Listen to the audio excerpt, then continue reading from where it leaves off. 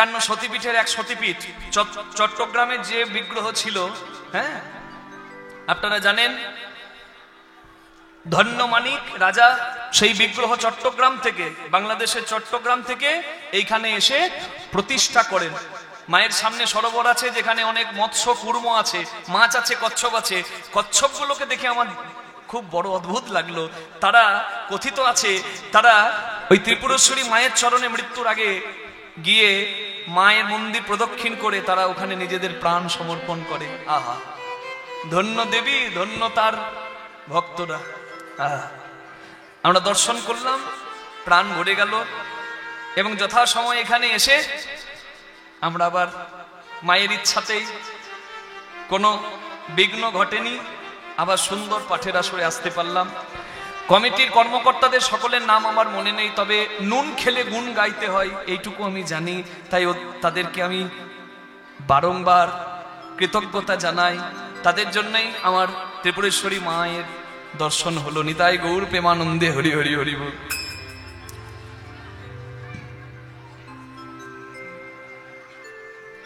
একদল মানুষ আছে ভিক্ষা করে লোকের বাড়ি বাড়ি কিছু ভালো করার জন্য সমাজের, আবার এমনও কিছু মানুষ আছে কোথাও মন্দির হবে, কোথাও ভালো কাজ হবে, যোগদান তো করবে না, আড়াল থেকে বলবে হ্যাঁ রে এত টাকা কালেকশন হচ্ছে, এত টাকা আসছে তো যাচ্ছে কোথায়। মানে উনি ফাইন্যান্স মিনিস্টার, ওনাকে বিল পাস করে দেখান। একে তো আপনি ভালো কাজে অংশগ্রহণ করছেন না, কটু কথা বলার অধিকার আপনার নাই। সমাজে সব ধর্মেই এমন মানুষ থাকে, আমাদের ধর্মেও আছে, যাদের জন্য আমরা অগ্রগতির পথে বাধা পাই। সেই সব মানুষরা নিজেদের কর্মফল ভোগ করবে। কোনো বড় প্রতিষ্ঠান হচ্ছে, মন্দির হচ্ছে, আমার যদি কিছু সামর্থ্য থাকে আমি সেটা দিয়ে চেষ্টা করব সেই ভালো কাজ যেন হয়। মানুষের কল্যাণ, দেশের কল্যাণ, দশের কল্যাণ, এমন কাজ হবে আমার দ্বারা যদি বিন্দুমাত্র উপকার হয় আমাকে চেষ্টা করতে হবে আমি উপকার করব। কিন্তু সমাজে এমন কিছু মানুষ আছে যাদের জন্য আমাদের ধর্মটা এগিয়ে যেতে পারছে না, যারা পিছু টান দেয়। আজকে ছিল, আজকে আছে তা নয়। আজ থেকে 500 বছর আগে গৌরাঙ্গ মহাপ্রভুর সময়েও ছিল। চৈতন্য মহাপ্রভু হরিনাম করত ভেদাভেদ দূর করে, কে ব্রাহ্মণ কে শূদ্র, কে ধনী কে দরিদ্র, সমস্ত ভেদাভেদ ভুলে সবাইকে এক জায়গায় নিয়ে হরিনাম করতেন। আর তা দেখে জ্বলন হতো নদিয়ার কিছু পণ্ডিত ব্রাহ্মণের। ব্রাহ্মণ তো নিমাই, ব্রাহ্মণ তো নিতাই, তারাও ব্রাহ্মণ সন্তান, কিন্তু সব ব্রাহ্মণ যে ভালো হবে তার কোনো কথা নাই। নিতাই গৌর প্রেম দেয় তার জন্য জ্বলিয়া মরে। কোথায়? দরজার বাইরে। দরজার বাইরে বদনাম আর দরজার ভেতরে হরিনাম। বৈষ্ণব উত্তম হইয়া হয় নিরভিমান, জীবে দেয় সম্মান, জানি কৃষ্ণ অধিষ্ঠান। বৈষ্ণব অনেক মর্যাদা।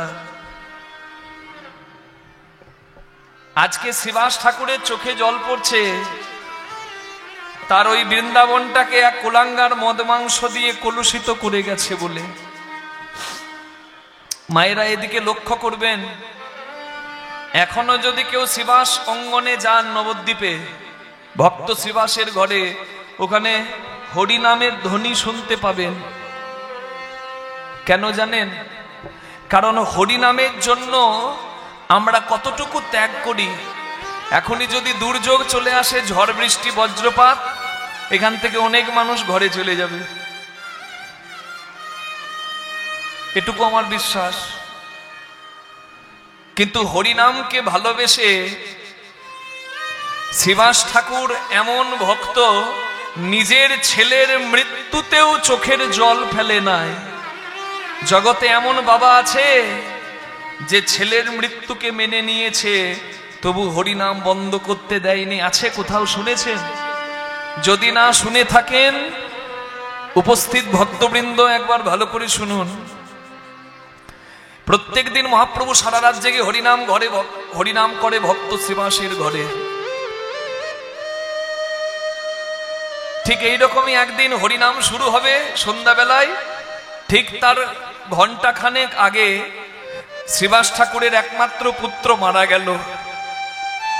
মরা ছেলেকে কোলে নিয়ে মা মালিনী এসে দাঁড়িয়েছে। ওগো দেখো না, আমার খোকা কথা বলছে না, আমার খোকা কথা বলছে না, তুমি দেখো না আমার খোকার কি হলো। শ্রীবাস ঠাকুর বুঝতে পারলেন যে তার সন্তান আর নাই।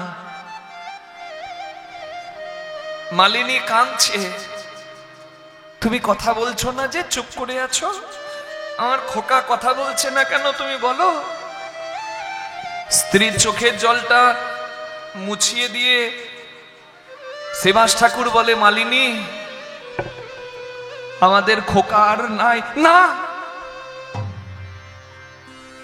যার ঘরে কীর্তন করে স্বয়ং ভগবান গৌরাঙ্গ, তার ঘরে এমন বিপদ হয় নাকি?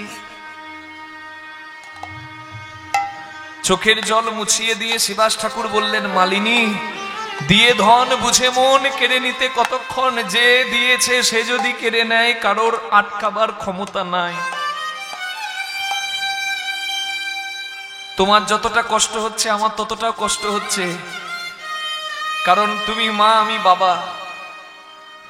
কিন্তু একটু পরে হরিনাম হবে আমার ঘরে, আমাদের চোখে জল দেখে যদি আমার ঘরে হরিনাম বন্ধ হয়ে যায়। আমার গৌরাঙ্গ প্রতিজ্ঞা করেছে 1 বছর প্রতিদিন আমার ঘরে কীর্তন হবে। আজ আমাদের চোখে জল দেখে যদি গৌরাঙ্গ কীর্তন না করে, আমার গৌরাঙ্গের প্রতিজ্ঞা ভেঙে যাবে। তাই হরিনাম হয়ে যাক, তারপর আমার ছেলের সৎকার হবে। তুমি যদি কাঁদতে হয়, ভেতর ঘরে মুখে কাপড় নিয়ে কাঁদো। জগতের সত্য কি জানার জন্য এই কথাটা একটু শুনবেন। চৈতন্য মহাপ্রভু কিছুক্ষণ পরে হরিনাম করতে এলেন, কিন্তু আজকে মহাপ্রভুর হরিনামে প্রেম আসছে না। মহাপ্রভু আমার গৌরাঙ্গ শ্রীবাস ঠাকুরের হাত ধরে বলছে, শ্রীবাস তোমার ঘরে প্রতিদিন আমি কীর্তন করি, কীর্তন করলেই আমার প্রেম আসে, কিন্তু আজকে আমার প্রেম আসছে না কেন বলো তো? শ্রীবাস ঠাকুর কি করে বলবে যে আজকে তার বাড়িটা বৃন্দাবন নয় শ্মশান হয়েছে?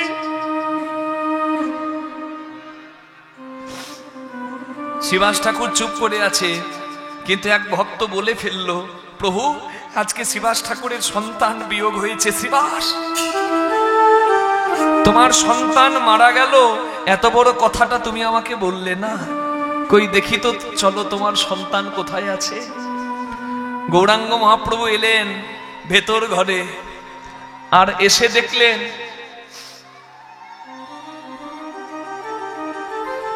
মরা ছেলেকে কোলে নিয়ে মা মালিনী মুখে কাপড় দিয়ে কাঁদছে। গৌরাঙ্গ মহাপ্রভু গিয়ে বললেন, মা তোমার ছেলে চলে গেছে বলে তুমি কাঁদছো, আজ থেকে তুমি আমাকে ছেলে বলে ডাকবে না। না না, তুমি তো সারা নদিয়ার ছেলে, আমি আমার ছেলের মুখে মা ডাক শুনতে চাই, তুমি একবার শুনিয়ে দাও তো। কি আশ্চর্য মহাপ্রভুর কৃপা, কার কথা শুনছেন দেখুন। গৌরাঙ্গ মহাপ্রভু মরা ছেলেটার গায়ে হাত বুলিয়ে দিল, মরা ছেলে জীবন পেয়ে উঠে দাঁড়ালো, আর কারোর দিকে না তাকিয়ে আমার চৈতন্য মহাপ্রভুর দিকে হাত জোর করে রইল। হাত জোর করে বলছে, প্রভু আমার কর্মফল শেষ হয়েছে, আমাকে চলে যেতে হয়েছে, তুমি আবার আমাকে ডাকলে কেন? গৌরাঙ্গ বলে, ভাই তুমি তোমার মাকে বিদায় না জানিয়েই চলে গেছো, তাই তোমার মা কাঁদছে, তোমার মাকে একবার বিদায় জানিয়ে যাও। ছেলেটি মায়ের দিকে করজোড়ে বলে, কৈশ্য মাতা কৈশ্য পিতা কৈশ্য ভার্যা সহোদরা, কায়িক প্রাণে না সম্বন্ধ কাকস্য পরিবেদনা। কে তোমার ভাই, কে তোমার বন্ধু, কে তোমার আপন, যতদিন এই ভবের লীলা খেলা নাটকের রঙ্গমঞ্চে আছি ততদিন এই সম্পর্ক। মাগো আমি যতবার জন্ম পেয়েছি প্রত্যেকবার আমি মা পেয়েছি, এই যে জগৎ পিতার ডাকে আমি চলে যাচ্ছি, আমি কটা মায়ের জন্য কাঁদবো? চোখের জল বড় মূল্যবান, যদি ফেলতেই হয় মা, আজকের পর থেকে আর পুত্রের নামে কাঁদবে না। যদি কাঁদতে হয় যেন কেঁদো মা তুমি হা কৃষ্ণ বলে,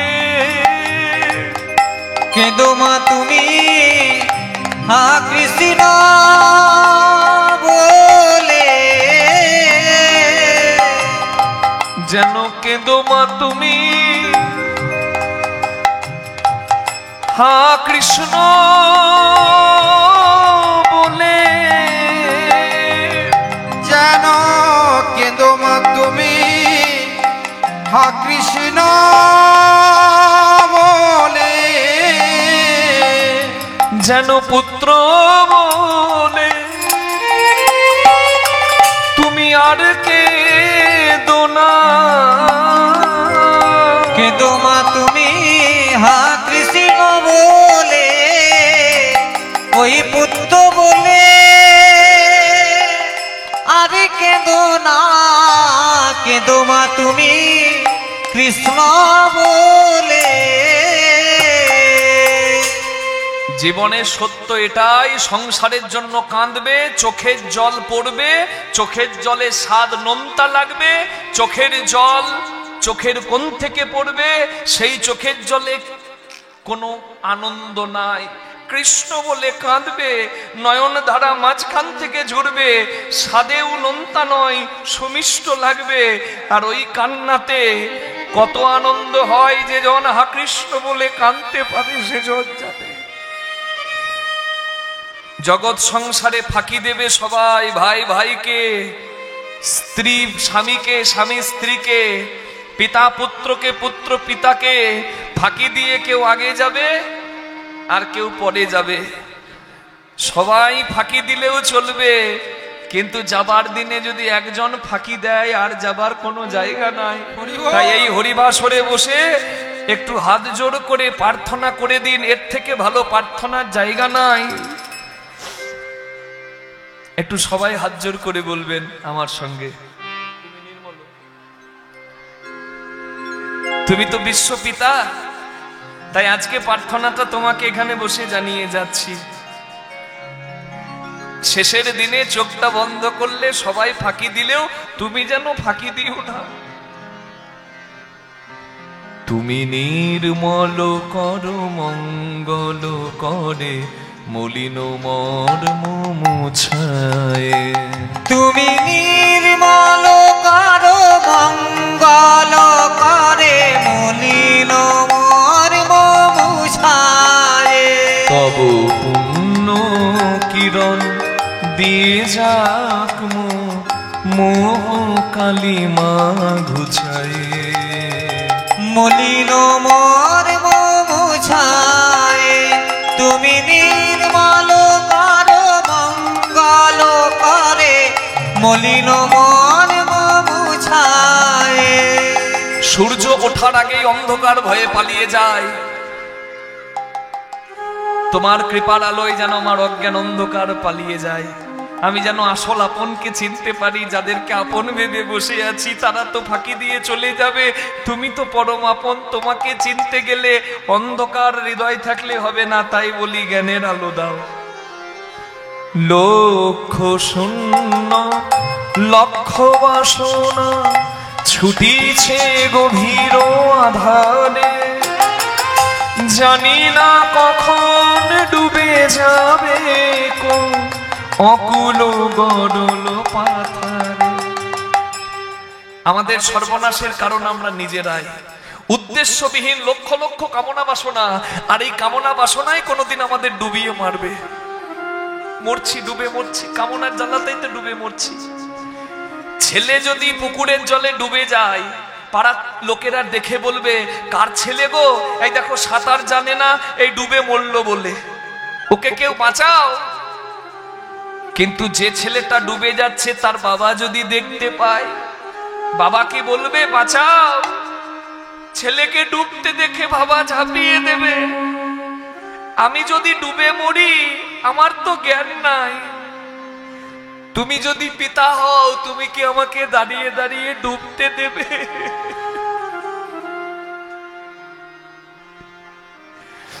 মেলাতে যদি ছেলে হারিয়ে যায়, বাবার হাত ছেড়ে ফেলে, বাবা বাবা বলে ডাকলেও মেলার ভিড়ে ছেলের ডাক বাবার কানে যাবে না।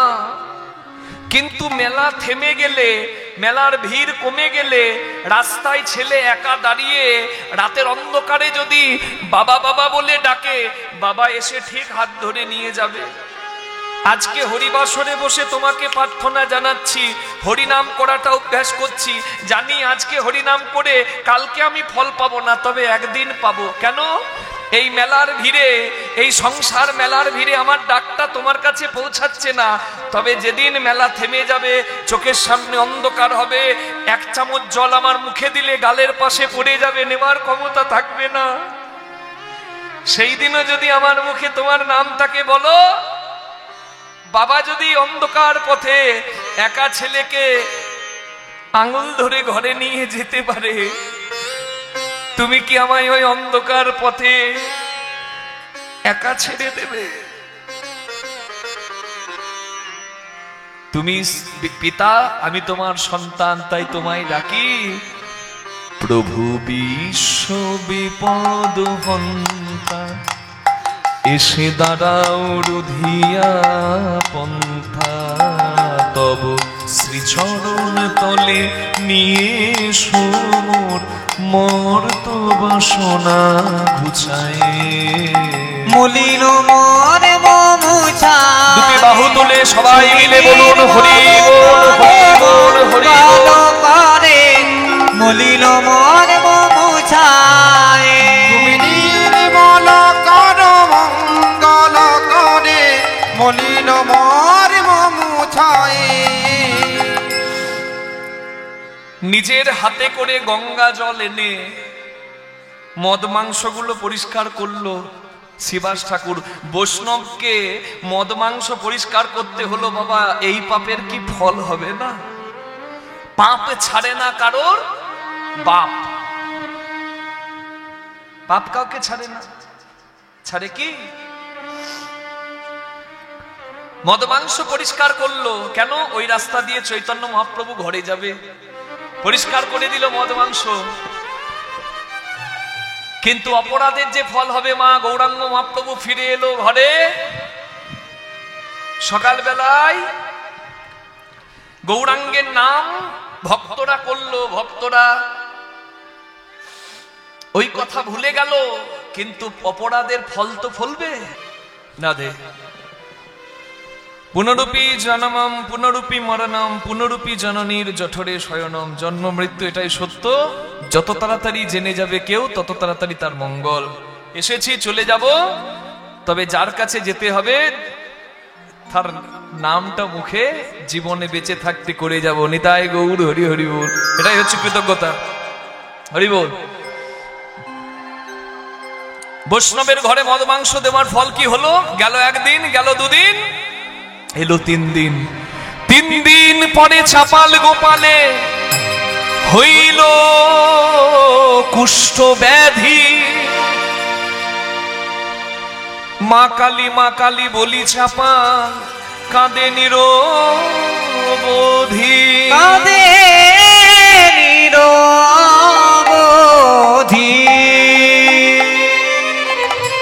কুষ্ঠরোগী চাপাল গোপাল মা কালীর কাছে গিয়ে কাঁদছে, মা মা মা, এই দেখ আমার কি হয়েছে মা, তোর নাম করি আর আমার কুষ্ঠ রোগ হলো। মা মা তুই কথা বল। ও আমার শরীর ভালো ছিল, আমার সঙ্গে কথা বলতিস, আজ আমার কুষ্ঠ রোগ হয়েছে বলে কথা বলবি না? আমি তোর ঘট গঙ্গা জলে ফেলে দেব। উত্তর দিল জগৎজননী মা, চাপাল অন্যায় যখন করতে গেলি, বৈষ্ণবের ঘরের দরজায় মদ মাংস দিতে গেলি, তখন কি তুই আমার কাছে অনুমতি নিয়েছিলিস? আজ আমার কাছে এসেছিস কেন? তুই জানিস না আমি হলাম বৈষ্ণবী মা, আমার স্বামী বৈষ্ণব শ্রেষ্ঠ মহাদেব, আমি তার স্ত্রী। আমি একজন বৈষ্ণবের স্ত্রী হয়ে আর একজন বৈষ্ণবের চোখের জল দেখব কেমন করে? তুই যে যাকে কাঁদিয়েছিস তার চরণ ধর না মা, আমি তোর নাম করি, আমি ওই বৈষ্ণবের চরণ ধরব? আমি কালী ভক্ত। মা মা কোথায় গেলি মা? ও তুই যখন চলে গেলি, আমার ঘরে একজন আছে, সে আমাকে সেবা করে ভালো করে দেবে। অনেক আশা নিয়ে নিজের স্ত্রীর কাছে গেল চাপাল। স্ত্রীকে গিয়ে বলছে, দেখো না আমার কুষ্ঠরোগ হয়েছে, আমার আমার এই রোগ কি ভালো হবে না? সর্বনাশ, আমি আজকেই বরং বাবার বাড়ি চলে যাই। হ্যাঁ, তুমি চলে গেলে আমাকে দেখবে কে? ও, তোমার সেবা করতে গিয়ে নিজেও কুষ্ঠরোগ নিয়ে মরবো নাকি? হরি বল। শোনো, যদি গোয়াল ঘরে থাকো, নারকেলের খোলাতে জল খাও, কলা পাতাতে দুটো ভাত মুড়ি খাও, তাহলে আমি এই ঘরে তোমার থাকবো। হ্যাঁ, বেশ। চোখের জল ফেলতে ফেলতে গোয়াল ঘরে গিয়ে একটা দড়ির খাটে শুয়ে পড়লো চাপাল। এত অহংকার ছিল, আজকে সব শেষ।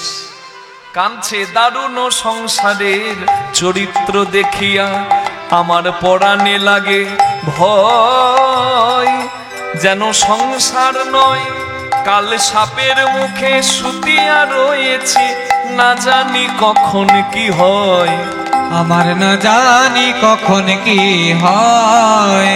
আমি সুখেরও লাগিয়া যে ঘরে বাঁধিনু, পুরিনু দুঃখেরও তরে, জ্বলন্ত অনল দেখিয়া যেমন করে পতঙ্গ পুরিয়া মরে, বিষ গরলে ভরলয়ে দেহ আর কি জীবনে কাজে, দাস অনন্ত কহই সাধু ধন্য তরি, চরণ শরণ পাছে রে, চরণ শরণ পাছে।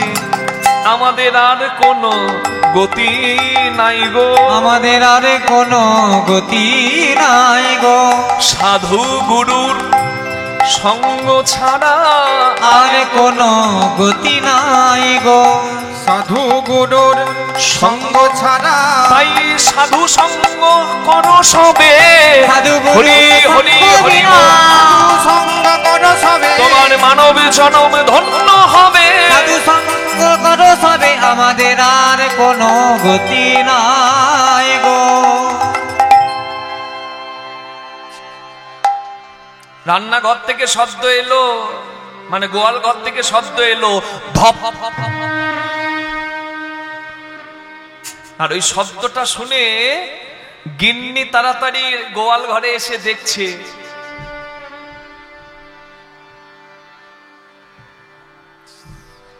জল তেষ্টাই, জল দাও জল দাও জল দাও করে চিৎকার করছিল।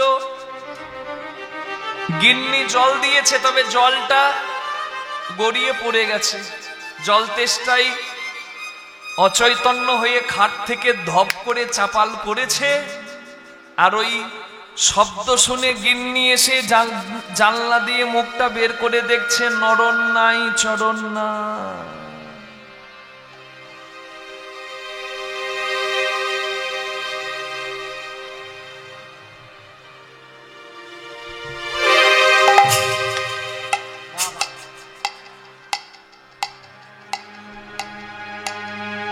মানে উদ্ধার পেলাম। প্রথম প্রথম বলতো, স্বামী তুমি সেবা করো, আমি প্রসাদ পাবো, তারপরে খাও, তারপর আমি খাবো। এখনো বলছে তুমি গেলো তবে আমি উদ্ধার পাবো। মায়েরা রাগ লাগছে নাকি? হরি বল। যতদিন শরীরে আছে বল, কে বলে হরি বল, আর হারালে সম্বল হরি বল হরি বল। দেরি হয়ে যাবে, আছে কাজ সকাল সকাল সাজ, গুরু ভজন হরি ভজন নিত্য করো, তাড়াতাড়ি শুরু করো, এতে তোমার মঙ্গল। রাধে। হ্যাঁ, স্বামী মারা গেছে ভেবে ওই হাঁড়িপাড়া থেকে দুজনকে এনে স্বামীকে শ্মশানে পুড়িয়ে দেওয়ার ব্যবস্থা করলো। জীবন্ত মানুষকে যদি আগুনে পোড়ায় কি হবে গো? আগুনে তাপ পেয়েছে আর শ্মশান ঘাটে গিয়ে উঠে বসেছে। আর মরা পোড়াতে গিয়ে হাড়ি আর কালুয়া নামে দুইজন দেখছে যাকে পোড়াচ্ছি সে আবার উঠে বসেছে। ওরে বাবা রে, ভূত ভূত ভূত ভূত। ভয়ে দুপা পিছিয়ে যায়, কিন্তু পরে যখন ভূতের মুখে ডাকটা শোনে, হারিয়া কালিয়া, আমি মরি নাই মরি নাই, আমি মরি নাই মরি নাই, ওরে শোন রে ও কালিয়া ভাই, আমি মরি নাই মরি হ্যাঁ, কালিয়া। নাই। আরে মরা যদি হবে আমাদের নাম জানবে কি করে? ভূত যদি হবে নাম জানবে কি করে? ডাকটা বড় চেনা মনে হয়, চল তো গিয়ে দেখি। কাছে এসে দেখছে, এ কি, এ তো আমাদের চাপাল বাবা ঠাকুর। বাবা ঠাকুর আপনি? তোরা এখানে আমাকে কেন এনেছিস? ইয়ে মানে তুই বল, তুই বল। মা ঠাকুরুন বলল আমার ঘরে একটা গোয়াল ঘরে একটা মরেছে, একটা চাকর মরেছে। কি? আমি চাকর? এতদিন সংসারের জন্য করে এত সুন্দর নাম পেলাম, হারিয়া কালিয়া, আমাকে তো সংসার থেকে বের করে দিয়েছে, আমার প্রয়োজন আর কারণ নাই। তোরা বল এখন আমি কি করব? বলে ঠাকুর তোমার এই অবস্থা কেন হয়েছে? বলে আমি বৈষ্ণব অপরাধ করেছি। বেশ, এই গঙ্গার ঘাটে আমরা তোমার জন্য একটা কুঁড়ে ঘর করে দিচ্ছি, এখানে থাকবে। প্রত্যেক দিন ব্রাহ্ম মুহূর্তে স্নান করতে যাই বৈষ্ণবরা এই রাস্তা দিয়ে, তুমি বৈষ্ণবের চরণ ধরবে, যদি বৈষ্ণব অপরাধ থেকে মুক্তি পাও। অপেক্ষা করে গঙ্গার তীরে বসিত আর অপেক্ষা করি তো কখন বৈষ্ণবের কৃপা পাবো। পরের দিন সাত সকাল বেলায় দেখছে বৈষ্ণবের দল গঙ্গার ঘাটে যাচ্ছে আর গৌরাঙ্গের নাম গাইছে। ভজ গৌরাঙ্গ কহ গৌরাঙ্গ লহ গৌরাঙ্গের নাম রে, ভজ গৌরাঙ্গ কহ গৌরাঙ্গ লহ গৌরাঙ্গের নাম রে, যে জনা গৌরাঙ্গ ভজে সে হয় আমার প্রাণ রে, যে জনা গৌরাঙ্গ ভজে সে হয় আমার প্রাণ রে। ভজ গৌরাঙ্গ কহ গৌরাঙ্গ লহ গৌরাঙ্গের নাম রে, ভজ গৌরাঙ্গ কহ গৌরাঙ্গ লহ গৌরাঙ্গের নাম রে। দিন গেলে হাগৌরাঙ্গ যে বলে একবারে রে, দিন গেলে তাই গৌর হরি বল। যে বলে একবারে রে, সে জনায় আমার হয় আমি হই তার রে। ভজ গৌরাঙ্গ হরি হরি বল। কহ গৌরাঙ্গ লহ গৌরাঙ্গের নাম রে, কহ গৌরাঙ্গ কহ গৌরাঙ্গ লহ গৌরাঙ্গের নাম রে।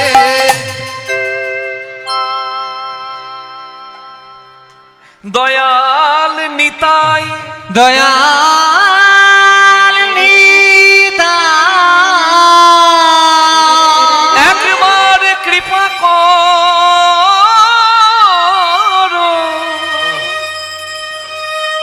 কে আমাকে ডাকলি? কে?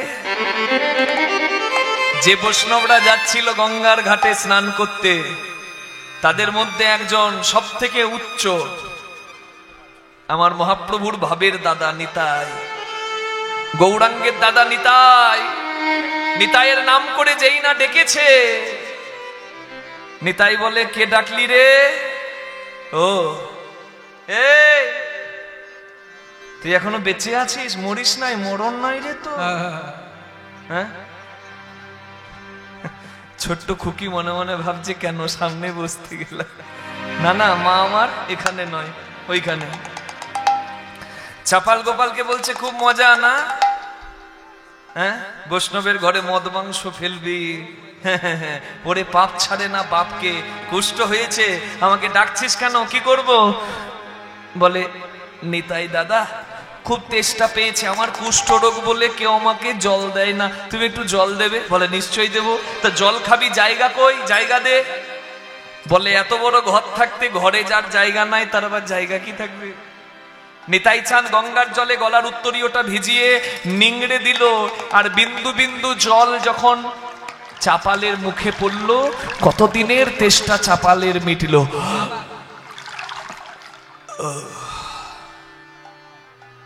তেষ্টা মিটেছে, এবার আমি যাই। আর কিছু চাস? বলে ও দাদা নিতাই, কি করে গৌরাঙ্গ পাই? বলে হতভাগা কোথাকার, এই পথেই গৌরাঙ্গ যাবে, পারলে চরণ ধর। নিত্যানন্দ চলে গেল, গৌরাঙ্গ আসছে, চাপালে ডাকছে, নিতাই বলে ডাকো রে মন, ডাকো গৌর বলে। নিতাই বলে ডাকো রে মন, ডাকো গৌর বলে। নিতাই বলে ডাকো রে মন, ডাকো গৌর বলে। নিতাই বলে ডাকো রে মন, ডাকো গৌর বলে। তোমরা নামে পাবে কত শান্তি, একবার হরি বলে। তোমরা নামে পাবে কত শান্তি, একবার হরি বলে। নিতাই বলে ডাকো রে মন, ডাকো গৌর বলে। নিতাই বলে ডাকো রে মন, ডাকো গৌর বলে। নিতাই বলে ডাকো রে মন, ডাকো গৌর বলে। আমার পতিত পাবন গৌর হরি ছুটে ছুটে এলো, ছুটে ছুটে এলো। বলে আমায় এমন করে ডাকছিস তুই কে রে? কে রে? বলে প্রভু আমি চাপাল গোপাল। আমি চাপাল গোপাল। এই দূর হয়ে যা, দূর হয়ে যা এখান থেকে। না এখানে নাই। হ্যাঁ ওরে পাপী দুরাচারী, তোরে নাই উদ্ধারি মু। তোরে নাই উদ্ধারিব। অনেক কষ্ট আছে কপালে। তোর এত বড় স্পর্ধা, হরিনাম করতে ভালো লাগে না? করবে না। যেখানে হরিনাম হয় সেখানে তুমি কলঙ্ক দিতে যাবে? এইভাবে কোটি জন্ম কিরাই মজাইমু, কিরায় মজাইব।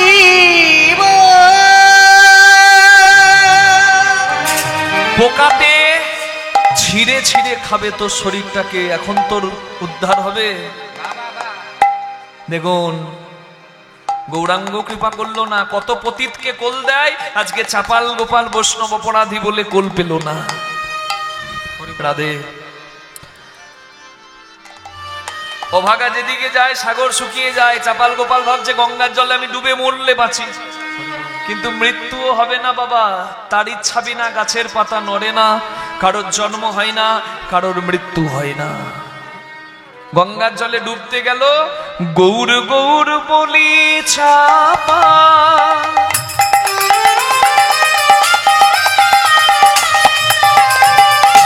গঙ্গায় ঝাঁপ দিতে গেল, পতিত পাবনি গঙ্গা দূরে সরে গেল। ওই পতিত পাবনি গঙ্গা দূরে সরে গেল।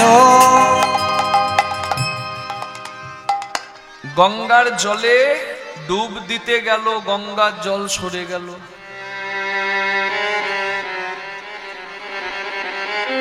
পতিত পাবনি যে গঙ্গার জলে সবাই জায়গা পায়, মরা যায় তবুও গঙ্গা জল অপবিত্র হয় না। ড্রেনের জল মরা পচা গলা সব পরে গঙ্গা সবাইকে পবিত্র করে দেয়, কিন্তু বৈষ্ণব অপরাধী গঙ্গার জলেও জায়গা পেল না।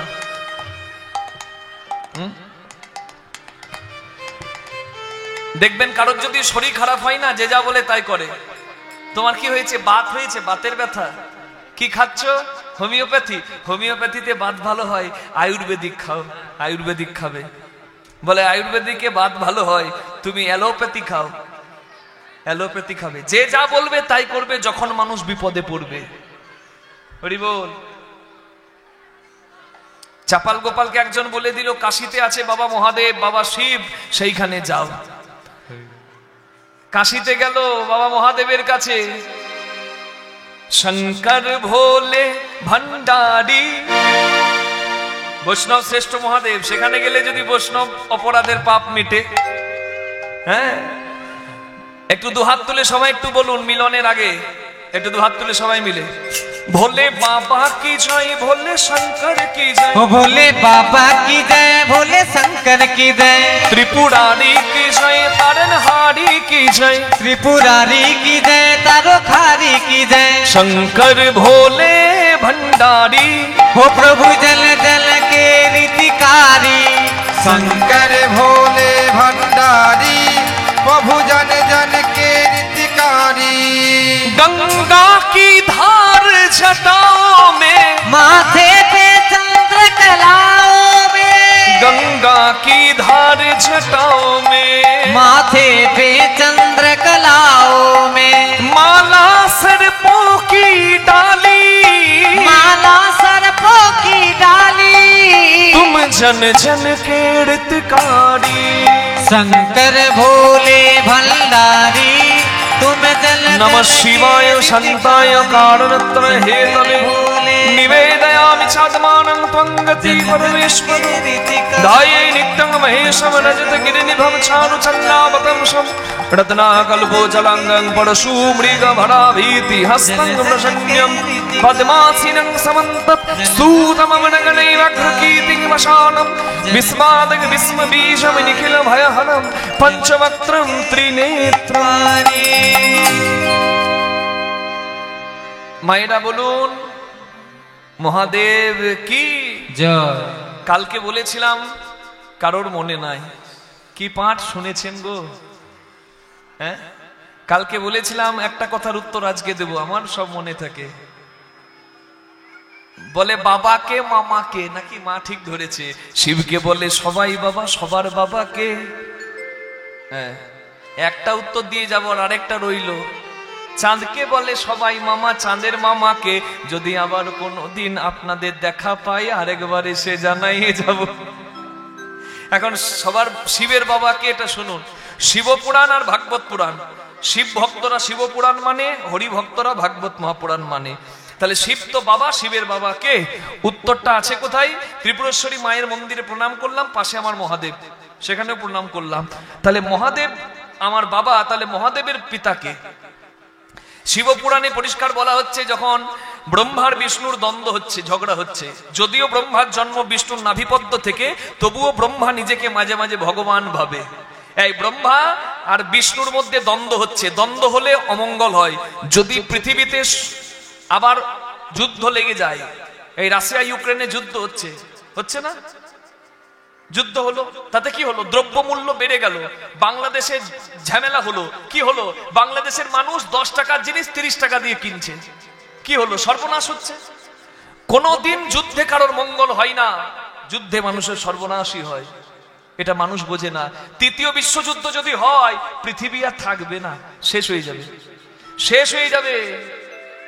তাই নিজ নিজ ধর্ম আচরণ নিজে নিজে করো, নিজে নিজে নিজের ধর্ম নিয়ে শান্তিতে থাকো।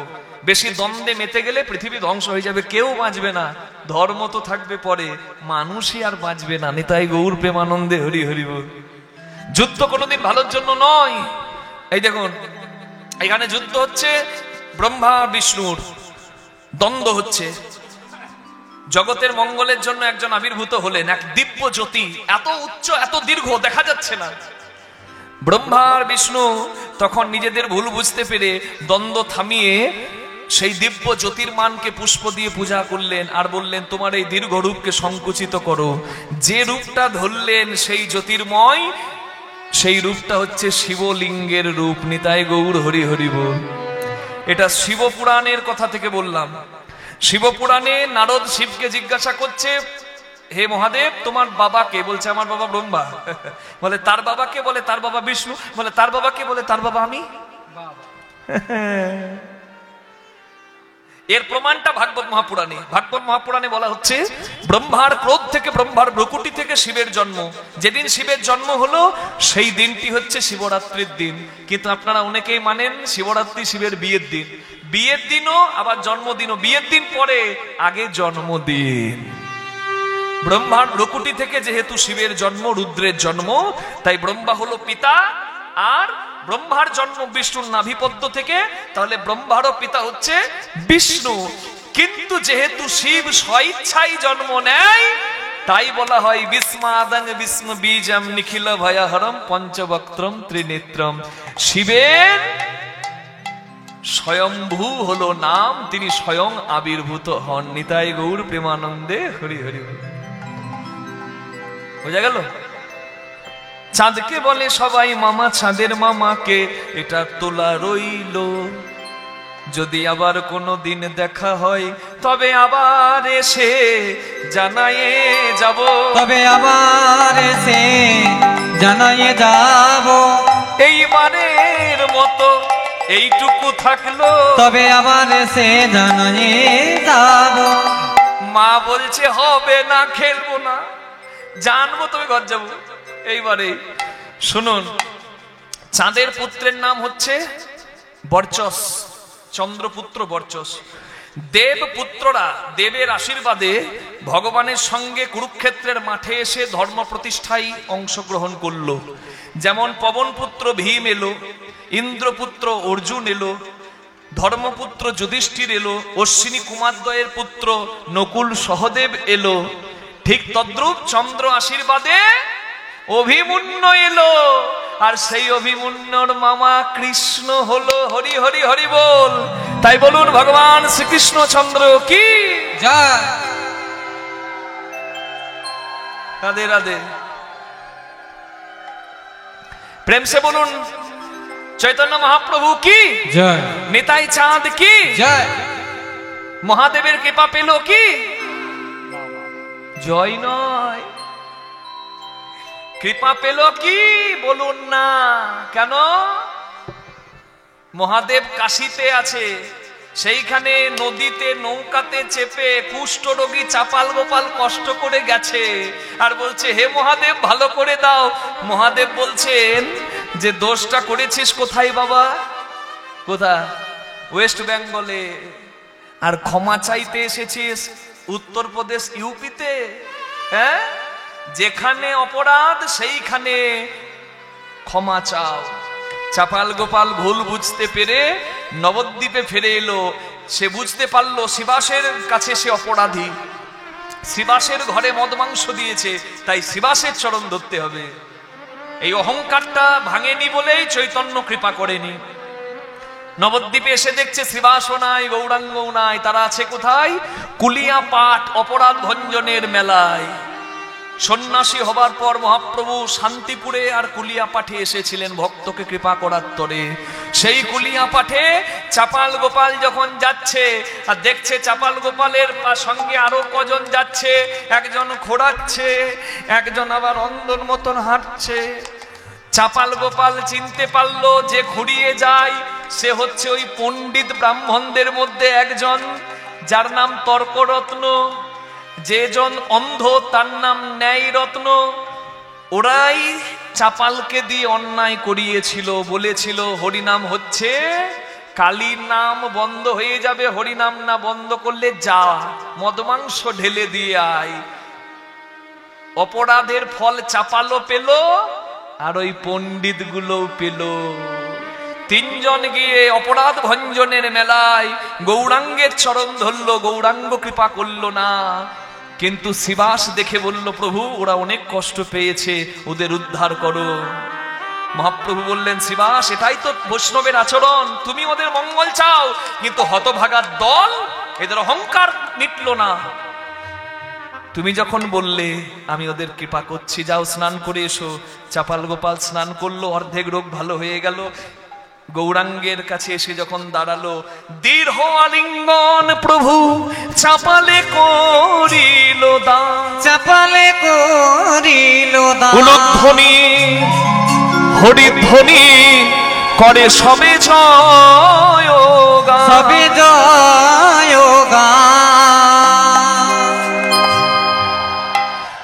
চাপাল গোপাল ভালো হয়ে গেল, জয় গৌরাঙ্গ, জয় নিত্যানন্দ। আর এদিকে সেই মেলাতেই বান্ধবীদের সঙ্গে মেলা দেখতে এসেছে চাপাল গোপালের গিন্নি। তার নামটা শুনে রাখুন, নিস্তারিণী। স্বামীর কুষ্ঠরোগ হয়েছিল বলে মরা মনে করে শ্মশানে পুড়িয়ে দিতে বলেছিল, কিন্তু দেখছে স্বামী তো মরে নাই, বেঁচে আছে, আবার ভালো হয়ে গেছে। মনে মনে ভাবছে এবার তো ঘরে যাবে গো, এবার আমার কি হবে গো। সঙ্গে সঙ্গে দেখছে আর উপায় নাই, তাড়াতাড়ি এসে বলছে, স্বামী স্বামী, ওগো স্বামী তুমি কত দামি। স্বামী কত দামি, এতদিন কোথায় ছিলে? চৈতন্য মহাপ্রভু বললেন, শিবাস শিক্ষা দাও। শিবাস শিক্ষা দিল, নিস্তারিণী তোমাকে তাড়িয়ে না দিলে তোমার অহংকার যেত না, বৈষ্ণবের কৃপা হতো না। তোমার স্ত্রী তোমার মঙ্গল করেছে, তাই স্ত্রীকে নিন্দা সূচক বাণী না দিয়ে দুজনেই ভুল করেছো, দুজনে আজ থেকে ভজনের পথ ধরো। ছিল বৈষ্ণব অপরাধী, দুজনই হয়ে গেল বৈষ্ণব দাস। বৃন্দাবন দেবকীনন্দন দাস ঠাকুর নাম হয়ে গেল ওই কুষ্ঠরোগী চাপাল গোপালের। হরিবল। এই দেখুন, আমি আপনাদের সামনে বলছি মা, সনাতন হিন্দু ধর্মে আপনারা যারা ভাবেন যে আমাদের ধর্মে অনেক রকমের মত, হ্যাঁ, আপনাদেরকে বলছি শুনুন, পৃথিবীতে প্রত্যেকটা ধর্ম তুলে দেখে নিন, সনাতন হিন্দু ধর্মে যেটা মর্যাদা নারীকে দেওয়া হয়েছে অন্য কোনো ধর্মে নাই। মায়েরা মনে করতে পারেন যে বাবা কি সত্যি? একদম সত্যি কথা। সনাতন সংস্কৃতিতে নারায়ণকে যেমন পূজা করা হয়, লক্ষ্মীকেও তেমন পূজা করা হয়। স্বামী, এদিকে মায়েরা মন দিয়ে শুনবেন, অনেকে বলেন যে নারীর মর্যাদা আমাদের ধর্মে নাই, না হলে দ্রৌপদীর বস্ত্র হরণ হয়। দ্রৌপদীর বস্ত্রহরণ হয়েছিল, তাতে কুরুক্ষেত্র হয়ে গিয়েছিল। সীতার হরণ হয়েছিল, তাতে লঙ্কার রাবণের সর্বনাশ হয়েছিল। নারীর মর্যাদা ক্ষুণ্ণ হলে সনাতন ধর্মে যুদ্ধ হয়ে যায়। রাধে রাধে। মনে রাখবেন, বাবা যদি মারা যায়, তার মেয়ে থাকবে, তার ছেলে থাকবে। বলুন তো, বাবাকে পিণ্ড প্রথম কে দেয়, ছেলে না মেয়ে? বলুন, কে দেয়? মেয়ের কদিনে পিণ্ড হয়? 3 দিনে, বা 3 দিন গুণে 4 দিনে, যেখানে যেটা প্রথা আছে। কেউ নিশি ধরে, কেউ নিশি ধরে না, 3 দিন অথবা 4 দিনে। আর ছেলেরা কদিনে দেয়? 11 দিনে। কেউ 10 দিনে নিশি ধরে, কেউ 11 দিনে। তাহলে প্রথম পিণ্ডটা কার কাছে পাচ্ছে? মেয়ের কাছে। আপনারা যে বলেন মেয়ের মর্যাদা নাই, আপনারা হয়তো জানেন না, এখন ব্রাহ্মণদের পইতে হয় সমদম তপ শৌচ ক্ষান্তি জ্ঞানম বিজ্ঞানম আর্যদম আস্তিক্যম ব্রহ্মধর্ম স্বভাবচম। সমদম তপ শৌচ ক্ষান্তি জ্ঞানম বিজ্ঞানম আর্যব্যম আস্তিক্যম। এই 9টা গুণের অধিকারী বলে ব্রাহ্মণের পৈতেতে 9টা সুতো থাকে। এই সংস্কারেন দ্বিজ, নারীদেরও আগে পইতে হতো, নারীরও উপনয়ন হতো। নিতাই গৌর প্রেমানন্দে হরি হরি। কিন্তু নারী সেই মর্যাদার স্থানটা নিজেরাই রাখতে পারেনি। কি, আমি যদি পৈতেটা ব্রাহ্মণ হয়ে আম গাছে তুলে দিয়ে মদ খেয়ে ড্রেনের পাশে পড়ে থাকি, আমাকে যদি টলিতে চাপিয়ে, অটোতে চাপিয়ে ঘরে পাঠাতে হয়, তাহলে আমাকে ব্রাহ্মণ বলে কেউ মানবে? জগতে নারী পূজিত হয়, আবার জগতে নারী